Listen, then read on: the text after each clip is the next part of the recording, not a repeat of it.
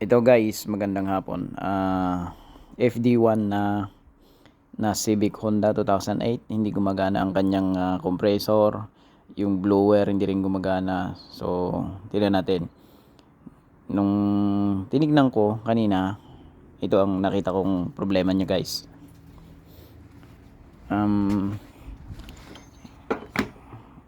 Gamit ko to, nag-check ako ng kanyang blower saka yung resistor. So okay ang kanyang blower, kasi doon muna tayo mag-check dahil hindi nga gumagana ang blower motor. So check natin kung bakit hindi gumagana yon. Ito resistor, ito resistor block. Yan, tinatawag nilang resistor block. So blower resistor.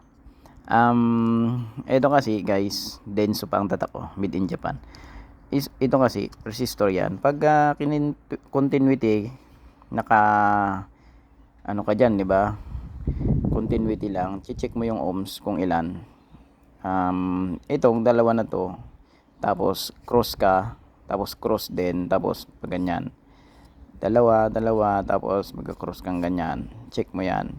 Beyond ng 1.3, beyond, ibig sabihin mas mataas doon o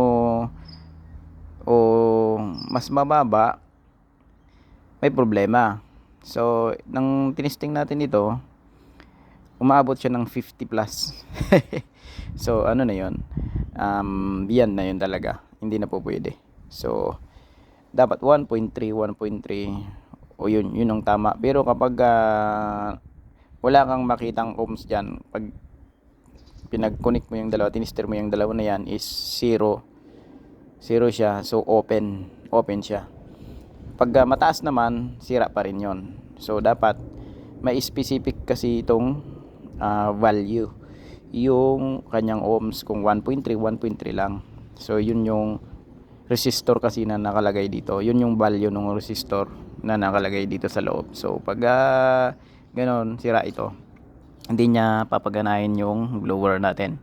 So ayan, parang nabanggit ata ng may-ari na na pina-check ata ito malaki ata yung babayaran, kaya hindi na pinatuloy. So ito lang bibilin natin.